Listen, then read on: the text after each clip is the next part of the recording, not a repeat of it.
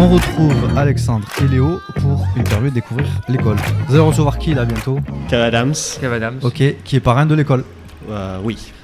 Alors l'école active artistique à la Béziers, qu'est-ce que cette école justement?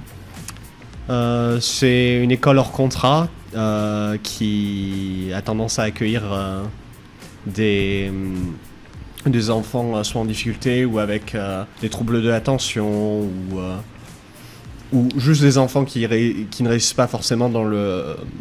Qui ont des phobies scolaires. Voilà, phobies scolaires. Manque de confiance en soi aussi. Voilà, manque de confiance en soi. Confiance en soi et on essaie d'être le plus empathique possible pour les rendre heureux dans leur vie. Alors est-ce que justement le but de l'école c'est par le biais de l'artistique justement essayer de développer tout ça, enfin en tout cas d'endiguer aussi un petit peu le manque de confiance, toutes ces choses, essayer de canaliser la personne plutôt, voilà. Voilà, on est plus axé sur le théâtre, mais bien, au sein de l'école elle-même, que ce soit l'écriture, la peinture, en fait les arts, on se sert des arts en général pour aider les enfants à s'épanouir. Ça développe leur créativité, mais après ils peuvent s'épanouir tout simplement. Mais ça reste quand même une école avec programme scolaire. De quelle classe à quelle classe justement? Eh bien du coup on a de la petite section jusqu'à la terminale. Du coup on couvre tout le programme scolaire d'un enfant. J'ai vu aussi que au niveau de l'école, enfin du côté artistique, il y avait quand même pas mal dans l'année de spectacles, dont à Zingazanga, on peut peut-être en parler. Oui, on produit des spectacles qui sont écrits par à la fois les terminales et les premières en option théâtre et à la fois par la directrice de l'école, qu'on met en scène et on essaie généralement de faire participer toute l'école. On essaie de faire quelque chose qui peut être agréable à tout public. Donc là quand même vous avez le temps de faire l'année scolaire, on va dire, avec tout ce qui est le lot de l'étude et même jusqu'au bac, et en plus faire ce côté artistique et faire ces grands spectacles qui soient à destination du public aussi. Oui, on a le temps et c'est la fierté de cette école de pouvoir faire ça. Et vous justement, qu'est-ce que ça vous a apporté? Ça fait combien de temps déjà que vous êtes dans l'école et qu'est-ce que ça vous a apporté? Qu'est-ce que vous en pensez?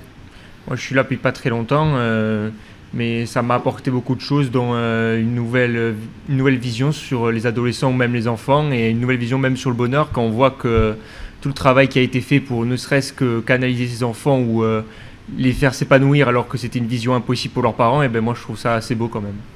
Pour moi personnellement, j'ai techniquement quitté l'école car j'ai eu mon bac. Félicitations. Merci. Mais j'étais dans l'école depuis désormais 3 ans, 4 ans. Et ce que ça m'a apporté en fait, c'est beaucoup de confiance en mes capacités. Et aussi en fait par rapport au billet artistique, tout en gardant, en travaillant sur la scolarité et tout, grâce au billet artistique, en fait j'ai juste pu prendre, on va dire, des pauses. Quelque chose qui me permettait en fait d'aérer mon cerveau. Exactement. Alors, en fait, on voit que c'est équilibré en fait, oui, au niveau de toute l'année. C'est cool. J'imagine qu'il y a certains où la fibre artistique va peut-être continuer. C'est peut-être votre cas. Moi, ce n'est pas mon cas, mais j'imagine que certains pourront se développer encore plus vu que ça a pu les faire s'épanouir, tout simplement. Et en tout cas, un apport fondamental pour la scolarité. Je pense que ça va être un bon souvenir aussi, quoi. Donc, l'école est hors contrat, donc il y a besoin de bénévoles. Et du coup, c'est le côté financier aussi qui est toujours un petit peu délicat pour ces écoles-là, alors que ce que j'ai entendu tout à l'heure, c'est que la réussite est assez exceptionnelle au niveau du brevet ou du bac en tout cas. En fait, c'est ça, on a beau avoir de très bons résultats scolaires, au niveau financier, ça n'impacte pas notre niveau financier qui, vu qu'on est hors contrat, on ne reçoit pas d'aide de l'État.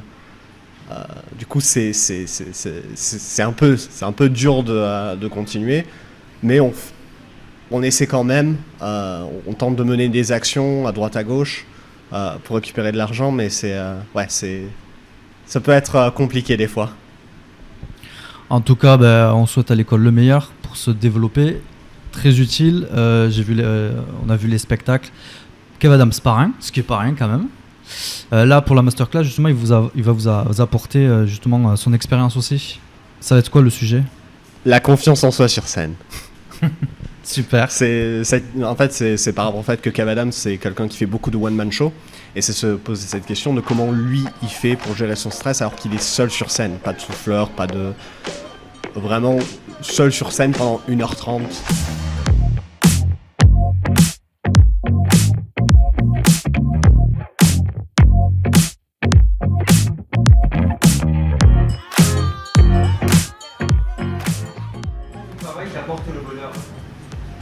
Ça c'est une question philosophique. C'est une bonne question, je sais pas. Je crois pas qu'on choisit vraiment ce qu'on aime dans la vie, ça fait partie un peu de nous, tu vois, ça vient de différentes expériences. Vous avez la chance, je dis la chance parce que je crois que c'est vraiment une chance d'être jeune, d'être au début de la vie et de pouvoir essayer des choses et naturellement, tu te rends compte qu'il y a des trucs qui te rendent heureux. Et moi, depuis que je suis tout petit, raconter des histoires, ça me rend heureux. Tu vois, faire des spectacles, inventer un monde, tu vois, ça me rend heureux. Je m'inspire de plein de trucs que je vois. J'aime bien observer les êtres humains, voir comment ils se comportent et tout ça, avec leurs qualités et tous leurs défauts aussi. Et comment ça m'apporte de bonheur. Je crois que le plus important dans la vie, c'est d'aller bosser en n'ayant pas l'impression d'aller bosser, quoi, tu vois. Ça t'a permis de développer ta confiance en soi, du coup, d'accéder à ce bonheur? Ouais. En tout cas, c'est pas non plus un métier où c'est genre, waouh, c'est incroyable de bonheur tous les jours, parce qu'il y a des complications, parce que parfois c'est plus compliqué que d'autres, parce qu'il y a certains jours plus difficiles que d'autres, etc. Parce que c'est un métier qui évolue beaucoup aussi, tu vois. Mais je crois que ouais, moi il n'y a pas un matin où je veux bosser, où je me dis, putain, c'est relou, quoi, tu vois. Et ça, je crois que c'est une chance, ça, je crois que c'est déjà une partie du bonheur, quoi, tu vois. Après, le bonheur, c'est pas que fait du métier, je crois que c'est fait d'un équilibre de plein de choses. Si on s'aime soi-même aussi, tout simplement. C'est ça, ouais, bien sûr. Toi, tu t'aimes toi-même, ça va? Oui. Bon, bah, c'est déjà énorme, tu vois. C'est aussi grâce à Adeline que je suis arrivé là.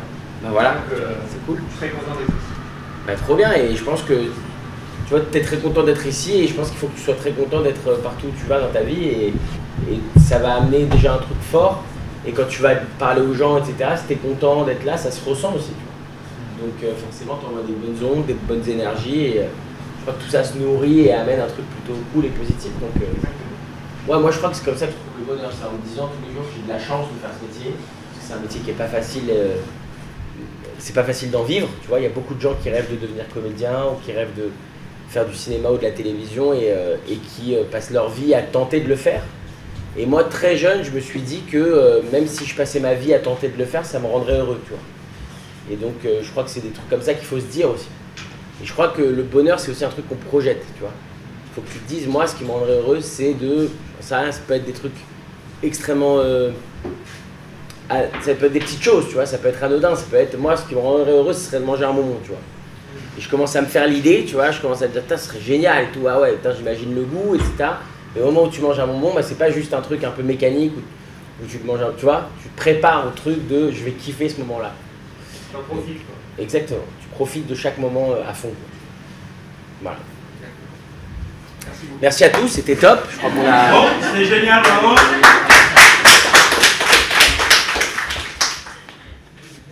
Quel est ton statut? Est-ce que tu es chef d'entreprise, intermittent du spectacle? Ah ouais, c'est une question beaucoup plus technique. Écoute, je fais beaucoup de choses en fait. Je fais beaucoup de choses, donc le fait que j'ai pas vraiment de statut clair, on n'a plus le droit d'être intermittent du spectacle à partir de certains revenus en fait.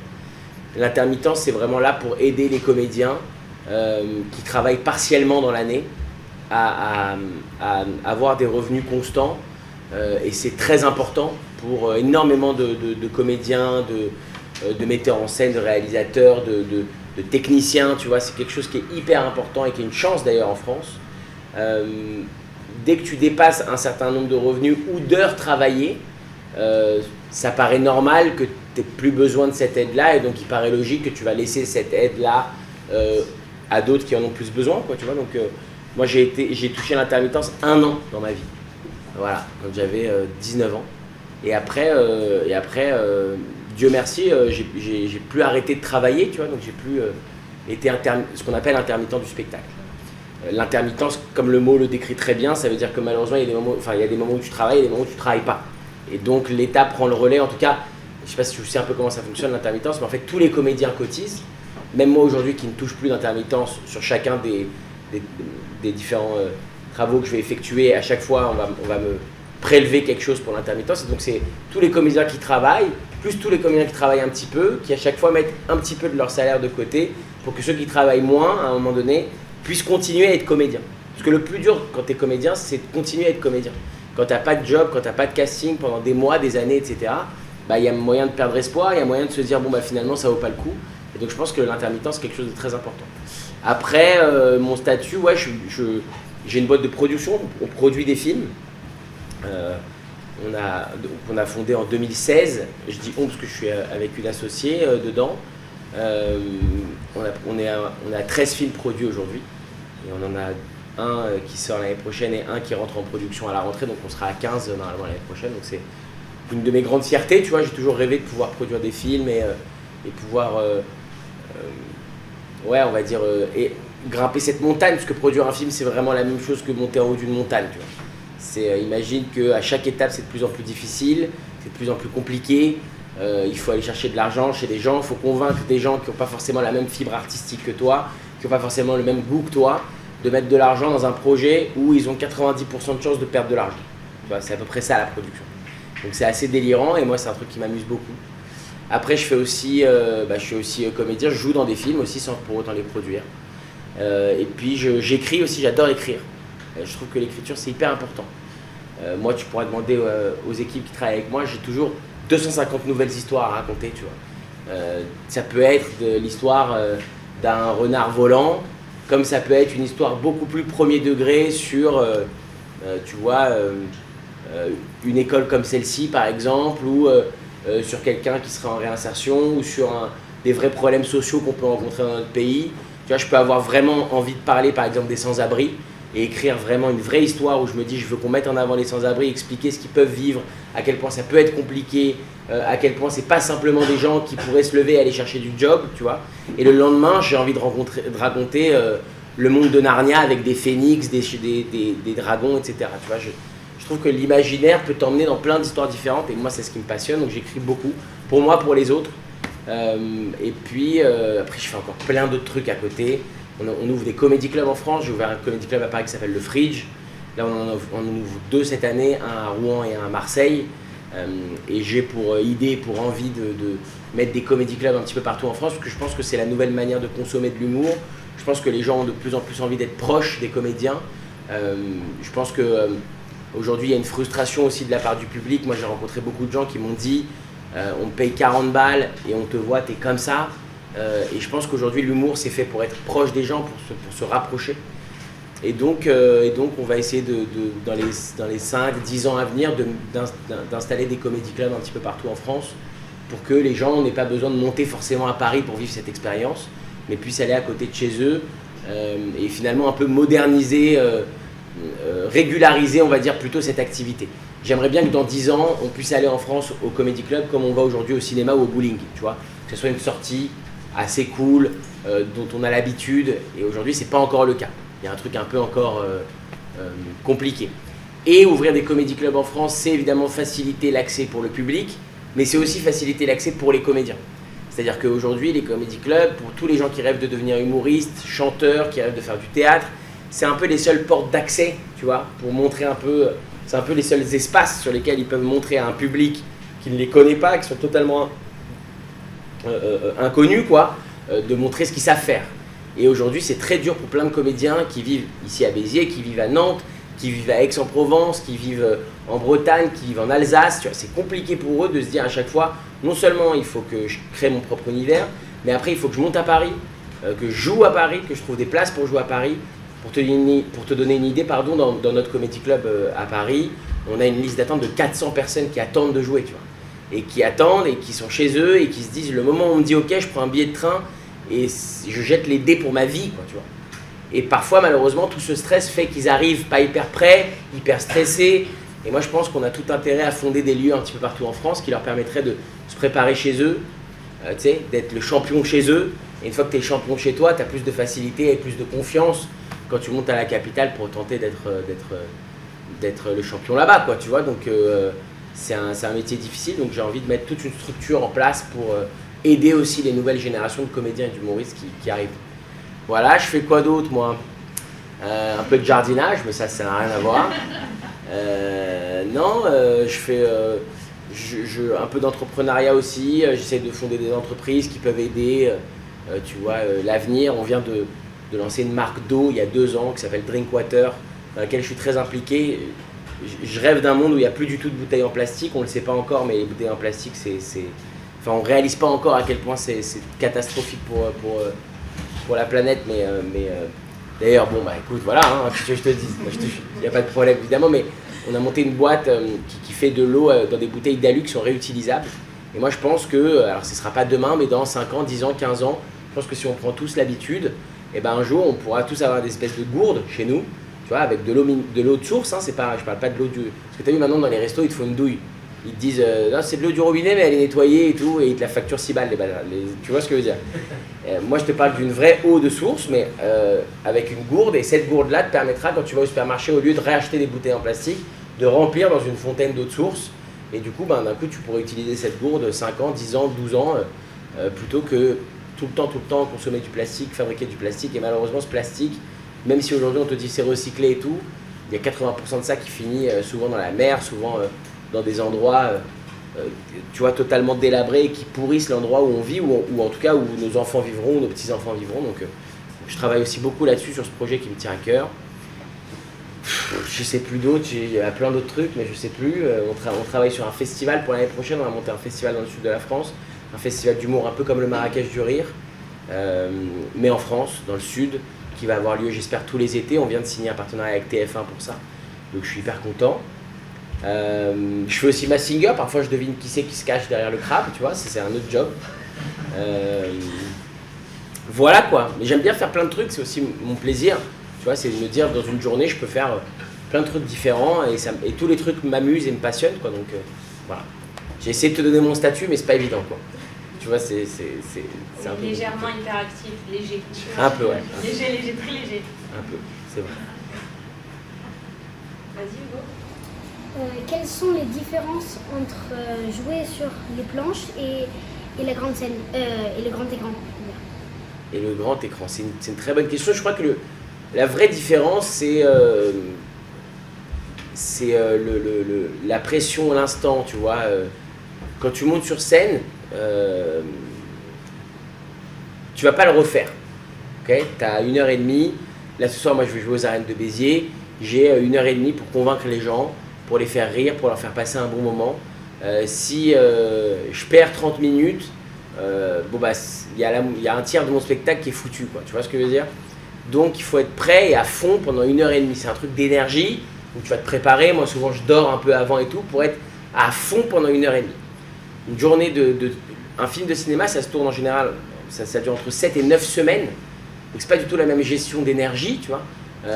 C'est presque comme toi quand tu viens ici, c'est-à-dire que on arrive le matin à 8h, on boit un café, on discute, tout ça, puis finalement on se dit bon on va faire cette scène-là, alors on commence, on fait la scène, puis finalement on se dit bon cette scène-là était peut-être pas ouf, on la refait, on la réécrit un peu, on se dit je sais pas si on se dit cette réplique, puis finalement on fait une petite pause, puis tout le monde va fumer une petite clope, ce qu'il faut absolument pas faire d'ailleurs Hugo.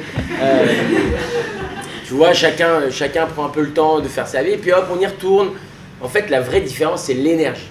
L'énergie c'est que tu vas y mettre. Si demain toi tu dois faire un exposé pendant 30 minutes et que toute la classe t'écoute, bah pendant 30 minutes tu vas être à fond, tu vas pas mettre la même énergie que quand tu vas à l'école tous les jours tranquille et que tu dois faire tes devoirs pour le lendemain, tu vois.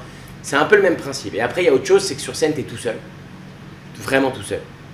Donc si tu te plantes, bah, c'est pour ta gueule, si ça marche bien c'est pour ta gueule, t'as compris, c'est très très seul, c'est un travail où tu es très entouré, tu as une équipe qui est avec toi et tout, mais quand tu vas faire le job, tu es seul, quoi. Au cinéma, tu es super entouré. Il y a des gens de partout. Même certains, tu te dis, est-ce qu'on a vraiment besoin de ces gens-là, quoi, tu vois. C'est des coiffeurs, c'est des maquilleurs, c'est des électriciens, des techniciens, des machinos. Et donc, c'est un vrai travail d'équipe. C'est-à-dire qu'il y a des moments où au cinéma, tu vas faire une scène et on va te dire elle était parfaite et on va dire bah non, elle n'était pas parfaite, désolé, mais le gars de l'électricité, il a eu un petit pet et donc la lumière elle faisait comme ça pendant la prise et donc on va devoir la refaire pour lui et c'est pas grave, tu vois, parce qu'il fait partie de l'équipe et donc comme quand toi tu dis la réplique et que tu fais bah, on va la refaire, mais c'est pas grave, c'est pour toi, des fois c'est pour lui, des fois travaille en équipe, quoi, tu vois. Donc voilà, deux vraies différences, c'est l'énergie et seul ou en équipe. Voilà. Et puis c'est aussi un truc de... Le cinéma c'est particulier, tu sais, moi je fais des films et je les vois 1 an après, parfois 1 an et demi après. Tu vois. Là par exemple, j'ai tourné un film qui s'appelle Maison de retraite 2, qui est la suite de Maison de retraite, qui est un film qui est sorti l'année dernière. On a fini le tournage il y a déjà 2 mois et demi, donc moi je suis déjà passé à autre chose dans ma vie. Tu comprends ce que je veux dire? Je fais d'autres choses, ça y est, c'est dans la boîte, je suis content, on a fini le film, c'était super et tout ça, c'était il y a 2 mois et demi, tu vois. Là, je vais faire mes vacances, après à la rentrée, je fais d'autres choses, après je vais tourner un autre film, après je vais faire des spectacles. Et après tout ça, il faudra que je me remette dans ce film-là parce qu'il va sortir, il va être présenté au public, etc. Et ce sera 1 an après qu'on l'ait fabriqué. Donc c'est une énergie aussi particulière parce que parfois, tu vois, moi je redécouvre les films, tu vois, t'as oublié même ce que t'as fait tellement c'était il y a longtemps, quoi. Ouais. As-tu pratiqué d'autres registres que l'humour? Ouais, bien sûr, ouais, j'aime beaucoup ça d'ailleurs. Moi je pense que. Quand j'étais petit, on me disait toujours démarre par le plus dur. Comme ça, tout te paraîtra simple après. Et je trouve que c'est c'est un très bon leitmotiv. Démarre par le plus dur. Et je crois profondément, j'en suis sûr même, qu'il n'y a pas plus dur que faire rire. C'est très très dur. Ça paraît simple, mais c'est très très dur. C'est un travail de précision, c'est un travail de répétition, c'est aussi un travail, il faut accepter que tu ne mettras pas tout le monde d'accord, parce qu'on ne rit pas tous des mêmes choses, tu vois. Chacun a son humour, chacun a son type d'humour, et tant mieux d'ailleurs, c'est ce qui fait notre diversité. Je pense qu'on pleure à peu près tous des mêmes choses. Je pense que si je te raconte une histoire tragique qui m'est arrivée ou qui nous est arrivée, ici dans la salle, tout le monde va à peu près, en tout cas ceux qui ont un peu de sensibilité, vont être émus. Ils vont se dire, putain, c'est fou que ce truc qui lui est arrivé, on ne savait pas, tu vois. Si je te raconte une blague, bah, y en a certains d'entre vous qui vont rire, il y en a d'autres qui vont dire, oh, c'est pas ma cam, quoi, tu vois, c'est pas trop mon genre de blague, quoi, tu vois. Donc, c'est en ce sens que pour moi, l'humour, c'est ce qu'il y a de plus compliqué à faire. Donc j'ai commencé par ce registre, parce que je me suis dit, si tu arrives à convaincre les gens et à réussir dans ce registre, derrière, tu pourras tout faire. Et c'est ce que je commence à faire petit à petit. Je fais des films. J'ai un film qui sort là le 22 novembre, qui est un film de Christophe Baratier. Christophe Baratier, c'est le mec qui a fait Les Choristes. Je sais pas si tu as vu ce film par exemple, avec Gérard Jugnot, et plein d'autres films formidables. Et j'ai fait un film avec lui. C'est plutôt un metteur en scène de films, plutôt de comédie dramatique, tu vois. Et c'est un film sur le deuil. C'est un film qui est plutôt un drame. Et ça a été, je te jure, fantastique, formidable, génial. Mais je me suis rendu compte que d'avoir une salle de cinéma qui pleure, c'est pas très très compliqué à faire. Tu vois, t'es ému, t'es dans la scène, tu joues le truc à fond, tu mets une petite musique de piano, une petite guitare un peu émouvante, les gens ils vont être émus, tu vois, parce qu'ils ont un cœur et qu'ils sont touchés par ton histoire, tu vois. Donc moi je crois que, et c'est aussi pour ça que je m'efforce de continuer à faire de l'humour à fond, parce que je me dis que je suis encore trop jeune pour aller dans la facilité, quoi. Et que moi je suis fasciné par les gens qui savent faire rire et pleurer. Et qu'en France on a du mal à accepter ça. Parce qu'on aime bien mettre les gens dans les cases. Donc on dit, bah lui c'est un humoriste. Ah lui par contre c'est un acteur. Parce que dans l'inconscient des Français, je dis des Français parce que c'est pas la même chose dans d'autres pays, en Italie, en Allemagne, mais dans l'inconscient des Français, quand tu arrives à faire pleurer, t'es un acteur. Tu comprends? Quand tu arrives à faire rire, t'es un comique, t'es un clown. Tu comprends ce que je veux dire? Et moi, je vais continuer à me battre toute ma vie pour qu'on comprenne à quel point la comédie, c'est l'art suprême. C'est-à-dire que quand tu sais faire rire, t'es plus fort que n'importe quel acteur qui sait faire pleurer. En gros, voilà pourquoi je fais de la comédie. Et en gros, voilà pourquoi je vais commencer petit à petit à faire du drame, tout en continuant à faire de la comédie. Parce que sinon, ça irait à l'inverse de ce que je dis. Tu comprends? Si demain, je fais que des drames, bah, d'un coup, j'ai retourné ma veste et j'ai dit, bon, allez, ça y est, c'est bon. J'essaie de vous faire rire. Je l'ai fait pendant 15 ans, j'ai plus envie, maintenant je fais des trucs qui font pleurer, tu vois, ou des trucs d'action, ou des trucs peu importe, tu vois. Donc voilà, je vais essayer d'alterner, l'année prochaine, je fais 2 films, j'en fais un qui est une super méga grosse comédie, tu vois, où normalement tu vas te taper des barres de rire, et j'en fais un autre qui est quand même beaucoup plus profond, beaucoup plus festival de Cannes, etc. etc. tu vois. Et donc je me dis c'est cool d'alterner comme ça un peu entre les deux. Je sais plus si j'ai vraiment répondu à ta question, mais je crois que ouais. Ouais. Oui. As-tu eu plusieurs techniques d'écriture propres à toi-même pour réaliser tes spectacles? L'écriture, c'est un process de tous les jours. C'est-à-dire que si tu veux écrire des spectacles d'humour, ça s'écrit pas comme un bouquin. C'est pas genre je m'assois ou comme une lettre. Je m'assois, ok ça y est, j'ai décidé, je vais écrire mon nouveau spectacle, ça va être génial. Alors, bonsoir à tous, comment vous allez aujourd'hui? Ça va être, tu vois. Et un spectacle d'humour, ça s'écrit sur plusieurs années. Et ça s'écrit, moi en tout cas c'est comme ça que j'écris avec l'observation. Donc je suis à la gare, tu vois, je regarde un gars, il fait comme ça avec sa bouche. Tu vois, et je me dis putain pourquoi ce gars il fait comme ça avec sa bouche, tu vois. Et puis il fait comme ça, et puis il y a quelqu'un qui arrive, tu vois, et il fait hop, et il commence à s'embrouiller avec sa valise, tu vois, il s'embrouille avec sa valise. Et moi ça m'amuse et trucs, et puis il dit une phrase genre oh putain, mais la SNCF ils se foutent quand même de la gueule du monde, tu vois.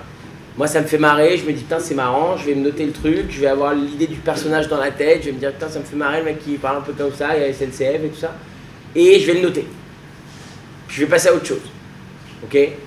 Puis je vais te donner un exemple très précis, regarde.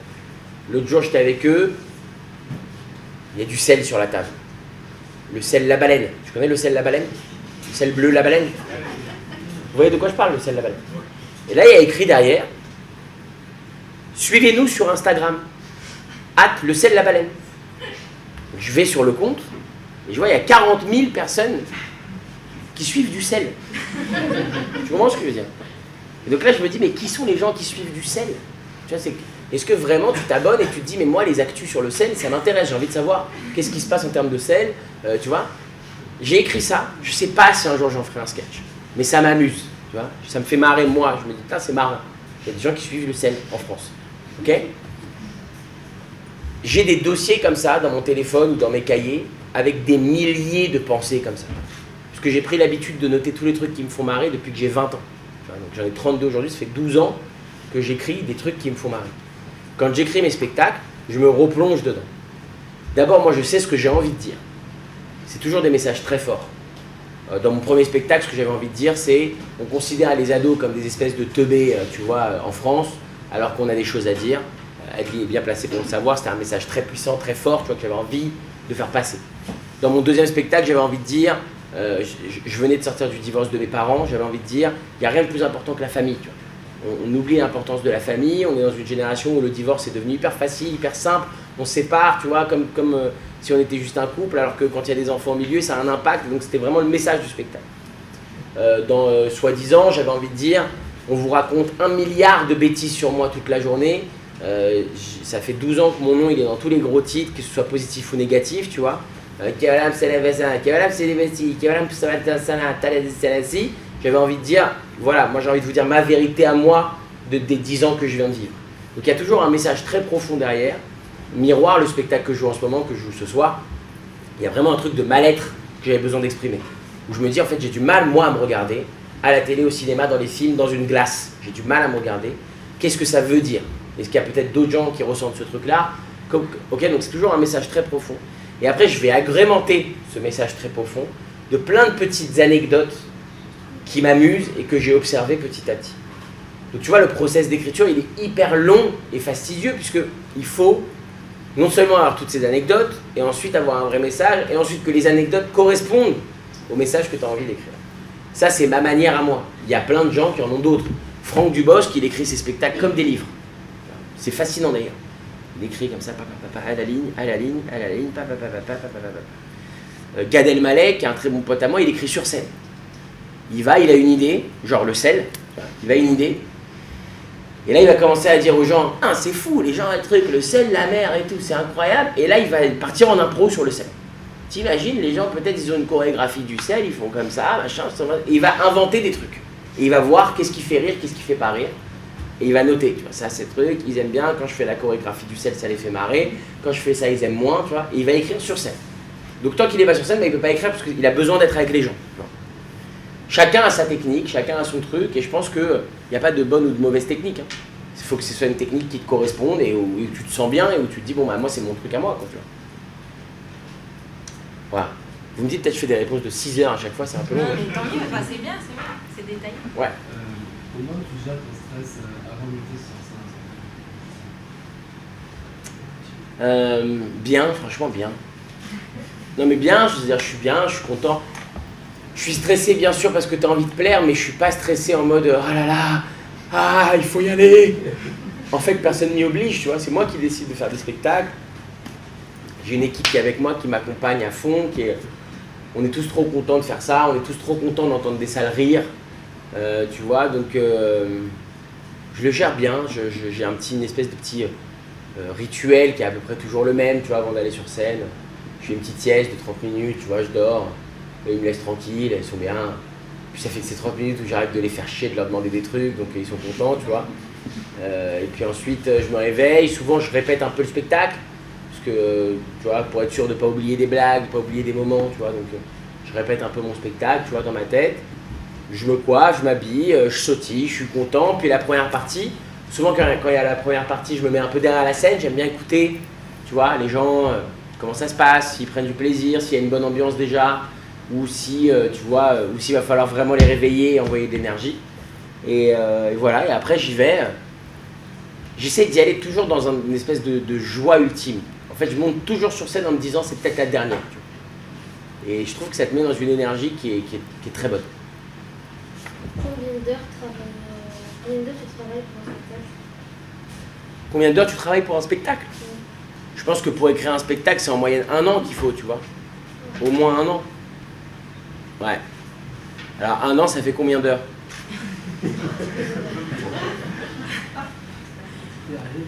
Eh ben alors, t'es pas à l'école ici, je comprends pas.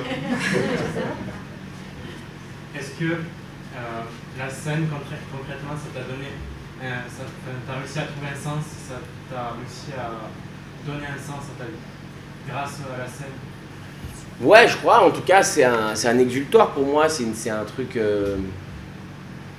qui est devenu important pour mon équilibre à moi, tu vois. J'avais besoin d'exprimer des choses, très jeune déjà, j'avais besoin d'aller sur scène.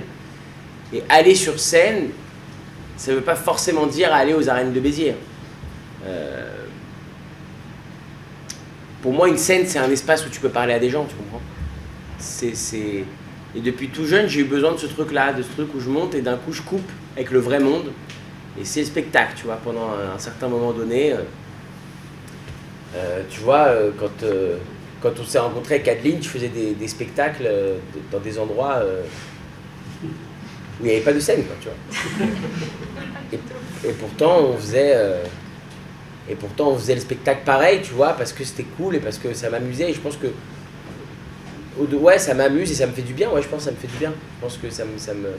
En tout cas, ce qui est sûr, c'est quand je monte pas sur scène pendant un moment, ça me rend malheureux, tu vois. Il y a un truc qui me manque, tu vois. Voilà. Eh ben, des bisous. Bah, dis-moi. Justement, comment tu as vécu tes débuts dans l'humour et dans le cinéma? Bien, moi j'ai été chanceux, franchement, j'ai pas galéré des années comme certains comédiens. Je suis arrivé avec une détermination sans faille. Je savais que c'était ça que je voulais faire, je savais qu'il n'y avait pas de plan B.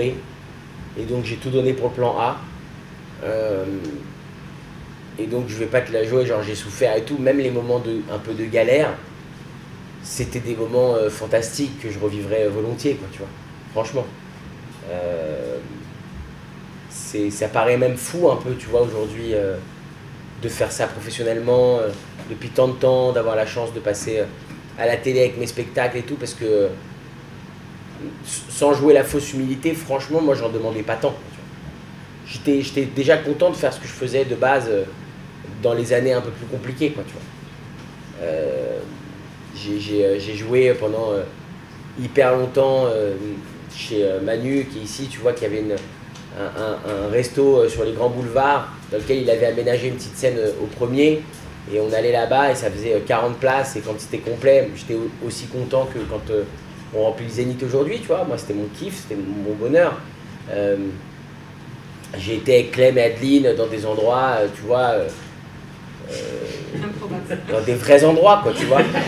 J'ai joué dans un bar, je crois que je dis pas de conneries, à Genève, où il y avait vraiment genre 13 personnes, dont 3 qui en avaient un peu rien à foutre du truc, tu vois. Et je te jure vraiment, et ils en sont témoins, que je l'ai fait avec la même énergie que celle avec laquelle je fais les Zéniths aujourd'hui, quoi, tu vois. Donc, ouais, je crois que c'est un... Je crois que c'est un état d'esprit, je crois que c'est un truc où faut pas se faire, enfin, si ce métier d'un coup ça devient une souffrance, faut pas le faire, quoi, tu vois. Faut que même les moments qui sont censés être des moments de souffrance, faut en faire une joie, faut en faire une victoire, tu vois. Faut se dire ok, j'ai réussi à y aller, quoi, j'ai réussi à le faire, tu vois. Parce que je te jure que c'est difficile à imaginer, mais c'est des vrais moments de lose total, quoi, tu vois, où t'es avec du recul, où tu te dis mais faut y aller, quoi, tu vois, de jouer devant 10 personnes dans un bar à l'arrache où il n'y a pas de scène, tu vois. Et au final, je crois que si c'était à refaire, je le referais complet, quoi, parce que c'est des moments qui sont fantastiques. Donc j'ai eu de la chance. J'ai pas eu de vrais moments de galère, on va dire, si ce n'est des moments d'apprentissage. Je vois plus ça comme de l'apprentissage. Donc non, ça n'a pas été trop dur. Du coup, qu'est-ce que tu as ressenti la première fois que tu as monté sur scène ? Beaucoup de souffrance. Écoute, je vais te dire la vérité, la première fois de ma vie que je suis monté sur scène, je devais avoir 15 ans et demi, et je faisais la première partie, j'avais un pote au collège qui avait un groupe de hard rock. Tu vois le hard rock ? Il jouait dans une cave dans le centre de Paris, à côté des grands boulevards. Une cave, c'était vraiment une cave, il fallait descendre -1, -2, il y avait une espèce de cave. Et il m'avait dit, le pote du collège, il m'avait dit, si tu veux, viens faire ma première partie. J'avais à peine un sketch. C'était la première fois de ma vie que je montais, que j'allais faire un sketch devant des inconnus. Ok ? Je l'ai fait, ça a été catastrophique. Catastrophique. C'est, imagine, 18 minutes sans un seul rire. Ok ? Catastrophique. Et étrangement, je suis sorti. Mon pote, il m'a dit ça va et tout, pas facile et tout. Et moi, je lui ai dit, mais c'était mortel. C'était trop bien. Tu vois, j'ai kiffé. Et voilà, c'était la première fois. Après, j'ai refait des petits sketchs chez moi dans mon salon. Puis ensuite, j'ai rencontré Manu, son frère, qui m'ont dit, il faut que tu ailles dans une scène ouverte qui est faite pour ça, tu vois. Évite d'aller dans les trucs où il y a du hard rock, quoi, tu vois. Et donc, ils m'ont indiqué des scènes où c'était fait pour ça. Et franchement, assez rapidement, ça s'est mis à rire dans la salle et tout ça, et c'était super. Donc, ce qui est fou, c'est que c'était que de la souffrance pendant 18 minutes, et que moi, j'étais en mode, mais c'était génial, quoi, déjà de l'avoir fait, en fait. Donc, voilà ce que j'ai ressenti. Un mélange de souffrance et de joie énorme, quoi. Comment travailles-tu un rôle? As-tu des techniques? Qu'est-ce que c'est que cette question? C'est une très bonne question, pour le coup. Écoute, ouais, j'ai des techniques, je m'entoure avec des gens, j'essaie de comprendre l'univers du personnage, l'univers du film, qu'est-ce que le réalisateur veut. Tu sais, un film, c'est souvent le réalisateur aussi qui décide beaucoup de choses, donc je discute avec lui, je lui dis alors, comment tu imagines ton personnage, quelle coupe de cheveux, quel background, comment tu veux qu'il parle, etc., etc. Et après, on discute et on construit le truc ensemble, tu vois. Et après, parfois je prends aussi des coachs, tu vois, comme des profs de théâtre, qui viennent, qui m'aident, qui me disent voilà, tu devrais plutôt faire comme ci, comme ça, essaye cet accent, essaye cette manière de parler, tu vois, et j'essaye de vraiment rentrer à fond dans le perso grâce à tout ça, quoi. En gros. Je vais te parler d'un petit retour en arrière, mon premier spectacle. Génial. Et du coup, voilà, c'est un petit morceau de ça. Non, je pourrais prendre un truc, mais j'ai pas le temps. Faut savoir une chose quand même, c'est que nous, les ados en France, on est un peu puritains. Vous avez vu les ados aux États-Unis, comme ils sont trop stylés. Il y en a qui ont vu. Il y en a qui ont vu High School Musical. Oui, bon, pour vous, c'est plutôt Grease. Oui, bon, pour vous, c'est plutôt West Side Story. Vous avez vu comme ils sont trop stylés, ils chantent pour rien, ils dansent pour rien. Toi, t'arrives dans ton école, dans ton lycée en France, et tu dis hey, ça va Martin? Moi, ça va, nickel, ouais. Tandis que quand t'arrives dans ton école aux États-Unis, au Western High School. Oui, parce que là-bas, l'école aux États-Unis, ça s'appelle le Western High School. Toi, ton lycée, Marie-France Joël. Donc toi, dans ton lycée au Western High School, tu fais genre hey, ça va Martin? Et t'as des cœurs qui font ça va, et toi d'autres il va bien, il va super bien ce matin. Il a mangé du pain, il a même nourri son chien. Il va super bien ce matin. Bref. Bravo.